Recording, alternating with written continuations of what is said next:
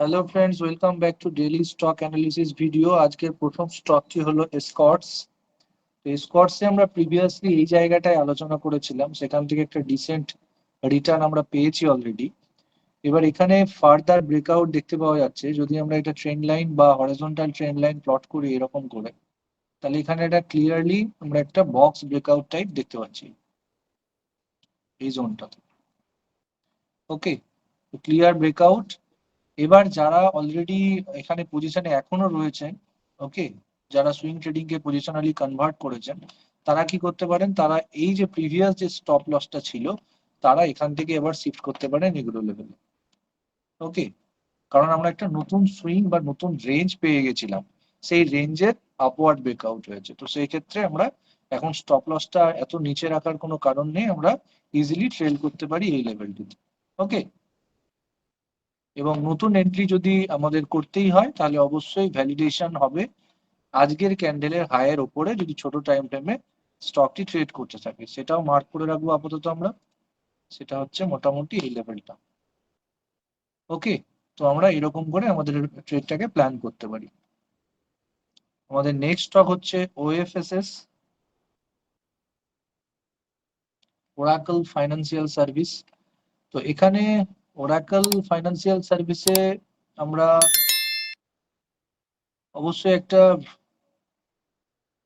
Breakout দেখতে পাচ্ছি, কিন্তু ব্রেকআউটটা অতটাও কনভিনসিং নয়। ওকে, এখানে দুটো টাচের মধ্যে অতিরিক্ত হোয়াইট স্পেস। ওকে, কিন্তু অবশ্যই এটা একটা ব্রেকআউট অবশ্যই, কিন্তু অতটাও কনভিনসিং নয়, কারণ যদি অতিরিক্ত হোয়াইট স্পেস থাকে ট্রেন্ড লাইন টাচের মধ্যে, দুটো টাচের মধ্যে, তাহলে সেটা সিগনিফিক্যান্ট ব্রেকআউট নয় বলে ধরা হয়। ওকে, যদিও ট্রেডার টু ট্রেডার এইগুলো ধারণাগুলো ভ্যারি করে। তো এখানে ব্রেকআউটে এসেছে ক্লিয়ার, যদি আমরা এটাকে ব্রেকআউট ধরি প্রপার। কিন্তু আরেকটা জিনিস মাথায় রাখতে হবে, মাল্টিপল অ্যাঙ্গেলে বা মাল্টিপল দিক থেকে যদি আমরা ভাবি, এইখান থেকে যদি একটা ট্রেন্ড লাইন প্লট করি, তাহলে এটা কিন্তু একটা ট্রেন্ড লাইন রেজিস্ট্যান্স বটে। ওকে, এর ব্রেকআউট কিন্তু এখনো হয়নি, তাহলে এটার জন্য আমাদের একটু সজাগ থাকতে হবে। ওকে, তাহলে এটার উপরে এটার ব্রেকআউট কখন আসবে বা এই ব্রেকআউটটা ভ্যালিডেট কখন হবে, এই দুটো কাজ একসাথে হয়ে যেতে পারে আমাদের, যদি আজকের ক্যান্ডেলের হাইয়ের উপরে স্টকটি ট্রেড করতে থাকে। ওকে, এই লেভেলটার উপরে, সরি, এই লেভেলটার উপরে। এবং সেক্ষেত্রে আমাদের safest stop loss should be here, এই লেভেলটাতে। ওকে, কারণ এখানে একটা আপ র্যালি দিয়েছিল, তারপরে সুইং ওকে করে ফার্দার ব্রেকআউট, তাহলে এটা আমাদের জেনুইন একটা এসএল হতে পারে। ওকে, তো এইভাবে আমরা আমাদের ট্রেডটাকে প্ল্যান করব। অবশ্যই এই আজকের হাই, আজকের হাইয়ের উপরে যদি সাস্টেন করে ছোট টাইম ফ্রেমে। আমাদের নেক্সট স্টক হচ্ছে লিউপিন।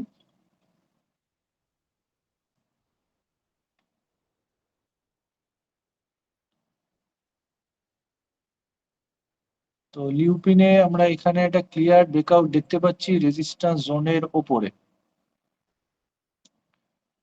ওকে, তো এখানে আরো একটা পয়েন্ট,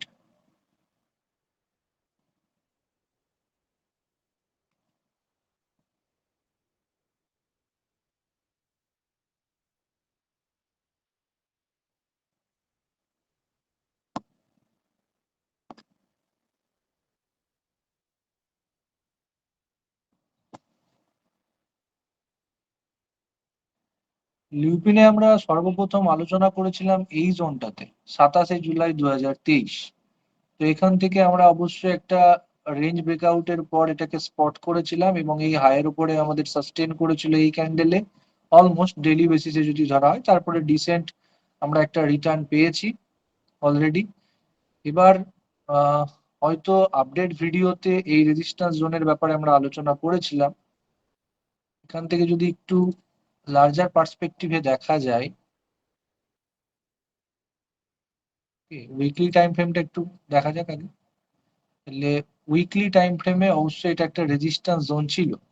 ওকে, এখান থেকে ডিসেন্ট একটা আপ ট্রেন্ড চলছে, খুব স্ট্রং আপ ট্রেন্ড চলছে, এবং এই রেজিস্ট্যান্স জোনের উপরে আমাদের কি করছে এখন ছোট টাইম ফ্রেমে, মানে ডেইলি টাইম ফ্রেমে যদি দেখা যায়, তাহলে একটা ফার্দার মানে পুল ব্যাকের পর আবার ফার্দার ব্রেকআউট হাই ফরমেশন আমরা দেখতে পাচ্ছি। তাহলে এইখান থেকে যে এর আগের ভিডিওগুলো আপনারা যদি ফলো করেন তাহলে দেখতে পারবেন বা বুঝতে পারবেন যে অনেক সময় বলা হয় যে একটা ব্রেকআউট ক্যান্ডেল এলো কিন্তু তৈরি হলো ক্যান্ডেলটি কেমন করে, এইরকম করে রেজিস্ট্যান্সে ক্লোজিং দিল, এক্সটেনশনটা কমিয়ে দিই, হ্যাঁ এরকম করে আমাদের ক্লোজিং দিল রেজিস্ট্যান্সে। তাহলে সেক্ষেত্রে আমাদের ট্রেড নেওয়াটা একটু রিস্কি হয়ে দাঁড়ায়। কেন? কারণ this is a resistance zone. তো রেজিস্ট্যান্স জোনেই ক্লোজিং দিচ্ছে, এবার এখান থেকে শুট আপ করে বেরিয়ে যাবে না নিচে রিভার্সাল দেবে আমরা কেউ জানি না।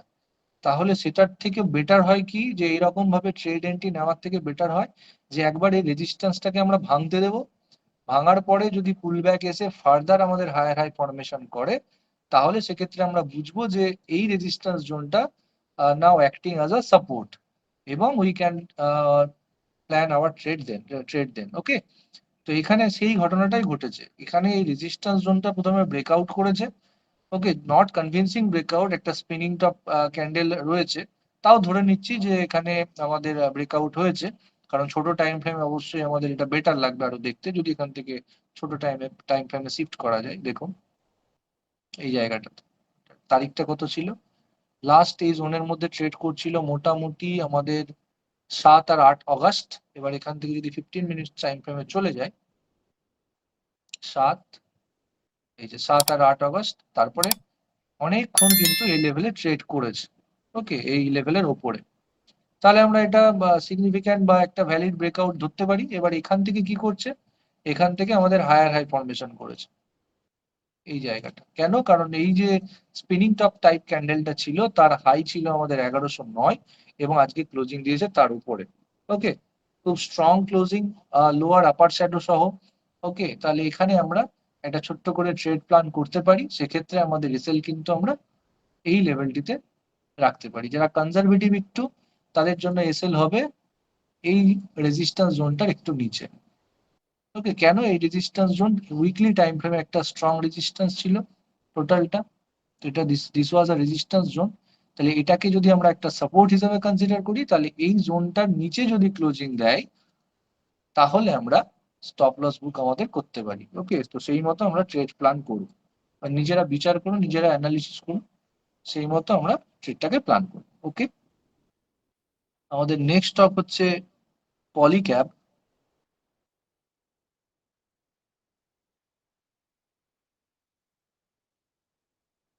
তো পলিক্যাবে আবার দেখুন এখানেও একটা ক্লিয়ার ব্রেকআউট আমরা দেখতে পাচ্ছি ডাউন স্লোপিং ট্রেন্ড লাইনে, ওকে এরকম। এবার যদি চার্টটাকে স্কুইজ করি তাহলে অবশ্যই এর কাছাকাছি কোনো রেজিস্ট্যান্স জোন অবশ্যই নেই, ওকে। স্টকটি অল টাইম হাই ট্রেড করছে।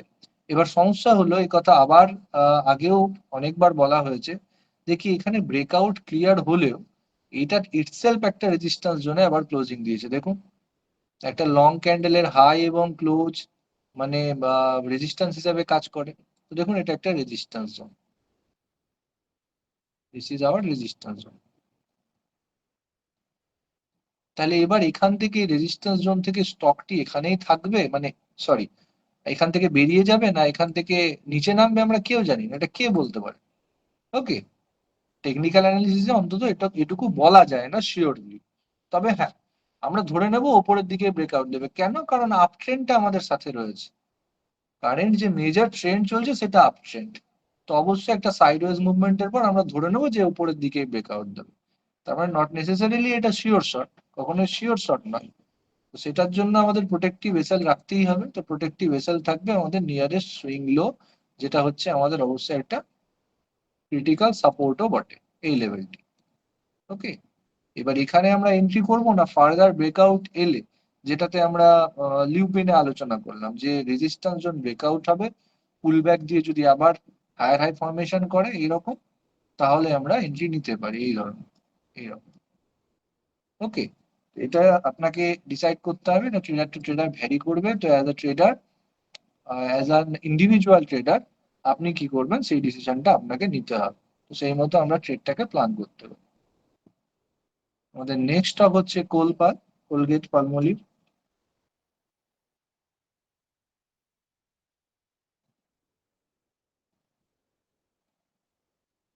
এখানে দেখুন আমরা অলরেডি আবার এখানে ডিসকাস করেছিলাম কোলপালে ডিসেন্ট একটা মুভ, তারপরে সাইডওয়েজ, এবং সাইডওয়েজ মুভমেন্টের পরে আবার একটা ক্লিয়ার ব্রেকআউট আমরা দেখতে পাচ্ছি এই লেভেলটিতে। ওকে, এবং এখানে যদি দুটো আমরা ট্রেন লাইন টানি এরকম, তাহলে এটা একটা চ্যানেল ব্রেকআউটও বটে, বা এখানে ফ্ল্যাগ ফরমেশনও বলা যেতে পারে। এবার অবশ্যই কনজিকিউটিভ ডোজির পরে ইন্ডিসাইসিভ ক্যান্ডেলের পরে একটা ব্রেকআউট, অবশ্যই এটা engulfing type breakout, engulfing type candlestick pattern form করার পর ব্রেকআউট, এর ভ্যালিডেশন হবে আজকের হাইয়ের উপরে, এবং সেক্ষেত্রে আমরা স্টপ লসটা, প্রিভিয়াস স্টপ লস অবশ্যই আমাদের এই লেভেলটাতে ছিল, তো এখন আমরা স্টপ লসটাকে শিফট করতে পারি মোটামুটি এই লেভেলটাতে, এই লেভেলটা।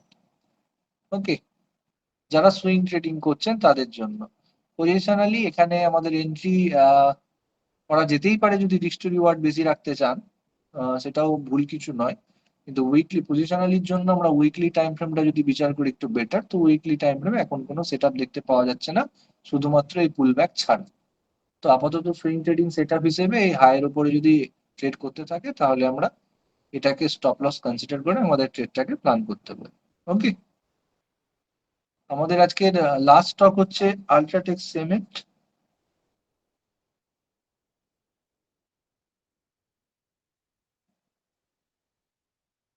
তো আল্ট্রাটেক সিমেন্টে আমরা যদি চার্টটাকে স্কুইজ করি, তাহলে আমরা ক্লিয়ারলি দেখতে পাচ্ছি একটা upsloping trend line, long term upsloping trend লাইনের একটা সাপোর্ট লেভেল থেকে একটা বুলিশ এনগালফিং ক্যান্ডেলস্টিক প্যাটার্ন তৈরি করেছে। যে ক্যান্ডেলস্টিক প্যাটার্নটি শুধু মানে যে তৈরি হয়েছে এটা নয়, প্রিভিয়াস 1 2 3 4 5 6 7, মোটামুটি 7টা ট্রেডিং ডের যে ফল ছিল বা ক্যান্ডেল ছিল, সেই 7টা ক্যান্ডেলকে এনগালফ করে ফেলেছে, তাহলে অবশ্যই এটা একটা স্ট্রং বুলিশ রিভার্সাল সাইন হতে পারে। এবার এটা গেল লার্জার পার্সপেক্টিভে, এবার আমাদের একটু শর্টার পার্সপেক্টিভে দেখতে হবে।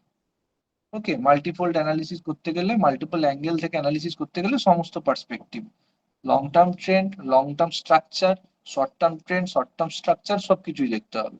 তো ক্লিয়ারলি আমরা শর্ট টার্মে দেখতে পাচ্ছি এখানে একটা রেঞ্জ ফরমেশনের মতো হয়ে রয়েছে।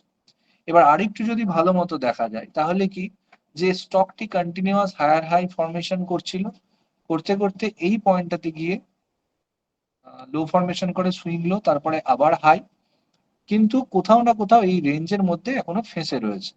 এবং শুধু ফেঁসে রয়েছে তাই নয়, যদি আমরা নিচের লেভেলে একটু বিচার করি, নিচের দিকে আমরা যদি একটা ট্রেন্ড লাইন টানি বা সাপোর্ট জোন প্লট করি এইরকম করে, এইরকম করে, তাহলে এখানে কিন্তু আমরা একটা ব্রেকডাউন দেখতে পেয়েছিলাম গত ট্রেডিং সেশনে।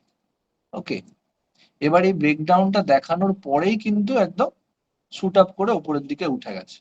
ওকে, তাহলে কোথাও না কোথাও আমাদের কি হয়েছে, আমাদের শর্ট টার্মে ফরমেশন কি, এটা যদি আমাদের লেফট শোল্ডার হয়, এটা যদি আমাদের হেড হয়, এটা যদি আমাদের রাইট শোল্ডার হয়, তাহলে এর ব্রেকডাউন কিন্তু প্রিভিয়াস ট্রেডিং ডেতে ঘটেছিল, কিন্তু আজকেই আবার আমাদের কুইক রিভার্সাল দিয়ে সেই ক্রিটিক্যাল সাপোর্ট লেভেল, মানে যেটা রেজিস্ট্যান্স হয়ে গিয়েছিল ব্রেকডাউনের পরে গত ট্রেডিং সেশনে, তার উপরে কিন্তু সাস্টেইন করছে এখন স্ট্রংলি।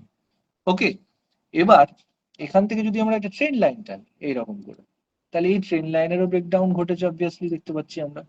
ওকে, এখান থেকে এবার যদি একটু ছোট টাইম ফ্রেমে চলে যায়, ছোট টাইম ফ্রেমে চলে গেলে আমরা অবশ্যই আওয়ারলি টাইম ফ্রেমে একটা ক্লিয়ার ব্রেকআউট দেখতে পাচ্ছি। ওকে, এবার আপনারা একটু বিচার করুন, আপনারা একটু চিন্তা ভাবনা করুন যে এইখানে যে ফরমেশনটা হয়েছে, এই এই ফরমেশনটার পেছনে কে বেশি শক্তিশালী, এই আপ ট্রেন্ডটা বেশি শক্তিশালী হবে, না এই ডাউন ট্রেন্ডে কনভার্সন হওয়ার বা টপ রিভার্সালের যে সাইনটা দেখতে পাওয়া যাচ্ছে সেটা বেশি শক্তিশালী হবে? অবশ্যই আপাতত যে আমরা প্রাইস পয়েন্টটা দেখতে পাচ্ছি, এর রেসপেক্টে যদি স্টকটি উপরের দিকে যায়, তাহলে ইমিডিয়েট রেজিস্ট্যান্স হচ্ছে আমাদের এই লেভেলটা, এতে কোনো সন্দেহ। ওকে, এবার এই স্টকটি উপর থেকে এই রেজিস্ট্যান্সটা টেস্ট করে বেরিয়ে যাবে, না এখান থেকে আবার রিভার্সাল করে এটাকে কোয়াড্রুপল টপ মানিয়ে নিচে নামবে, এটা আমরা কেউ জানি না। ওকে, আর মোস্ট ইম্পর্টেন্ট আরো একটা পয়েন্ট, যে এই চার্টটিকে যদি আমরা একটু স্কুইজ করি বা উইকলি টাইম ফ্রেমের চার্ট বের করি, তাহলে এই পুরো ঘটনাটা ঘটছে কিন্তু একটা উইকলি রেজিস্ট্যান্স জোনে। এই রেজিস্ট্যান্স জোন থেকে কিন্তু স্টকটি এখনো বেরোতে পারছে না। ওকে, এবার আদৌ এই জোন থেকে বেরোতে পারবে না বেরোতে পারবে না, এটা কিন্তু আমাদের সময় বলবে। ওকে, দেখো এটা একটা রেজিস্ট্যান্স জোন ছিল, এখানে ক্লিয়ার আমাদের একটা ডবল টপ প্যাটার্ন ফর্মেশন করেছিল। This was our first top, second top, তারপরে আবার টেস্ট করে ফাইনালি ব্রেকডাউন। তাহলে this was our double top chart pattern, এবং সেই লেভেলটাকে ব্রিচও করেছে ভালো মতো, কিন্তু সাস্টেইন করতে পারছে না কোথাও না কোথাও। ওকে, এবার এইটাকেই এখনো পর্যন্ত যে প্রাইস পয়েন্টে বা প্রাইস স্ট্রাকচার তৈরি হয়েছে, এইটাকেই সাপোর্ট হিসেবে গ্রহণ করার চেষ্টা করছে মার্কেট। কিন্তু কখন কনফার্ম হবে যে এটাকে আদৌ সাপোর্ট নিল না নিল না? এখন আমরা বলতে পারি যে সাস্টেন করছে, কিন্তু এখনো পর্যন্ত যেটা সাপোর্ট হয়ে গেছে এটা নয়। কেন? কারণ এখান থেকে তো তার জন্য প্রাইসকে বেরিয়ে যেতে হবে, প্রাইসটা এখনো পর্যন্ত বেরোয়নি এই লেভেলটা থেকে, এই নিয়ারেস্ট টপটা থেকে। যতক্ষণ, যদি এবার দেখুন এখানে আমাদের ক্যান্ডেলস্টিক প্যাটার্ন তৈরি হয়েছে, অবশ্যই এটা একটা প্রিভিয়াস রেজিস্ট্যান্স জোন ছিল, আমরা বলতে পারি যে এটা একটা সাপোর্ট নেওয়ার চেষ্টা করছে। কিন্তু সাপোর্টটা কনফার্ম কখন হবে যে হ্যাঁ সত্যি সত্যি এখান থেকে সাপোর্ট নিল? যেমন প্রিভিয়াস এই লেভেলে ঢুকে যেমন এনগালফিং টাইপ প্যাটার্ন তৈরি করে একটা প্রাইস শুট আপ করেছিল, এখানে একটা ইনসাইড ক্যান্ডেল তৈরি করে শুট আপ করেছিল, তেমনই একটা এনগালফিং প্যাটার্ন তৈরি করেছে বা শুট আপ করে এই জোনটাকে যদি ভেঙে বেরিয়ে যেতে পারে, তাহলে মোস্ট প্রবাবলি আমরা বলতে পারি যে this is our valid support zone now. তো সেই মতো আমরা আমাদের ট্রেডটাকে প্ল্যান করতে পারি। ওকে, তো till then wait and watch situation. এখন পর্যন্ত যদি এখানে স্টকটিতে আমাদের এন্ট্রি নিতেই হয়, তাহলে অবশ্যই আগামী দিনে মানে আগামী কাল বা নেক্সট ট্রেডিং সেশনে আমাদের এই হাইয়ের উপরে স্টকটিকে ট্রেড করতে হবে। সেক্ষেত্রে আমরা স্টপ লস এই লেভেলটাতে প্ল্যান করতে পারি। ওকে, তাহলে আজকের মতো ডেইলি স্টক অ্যানালিসিসে আলোচনা এই পর্যন্তই। দেখা হবে পরের ভিডিওতে। Thank you very much.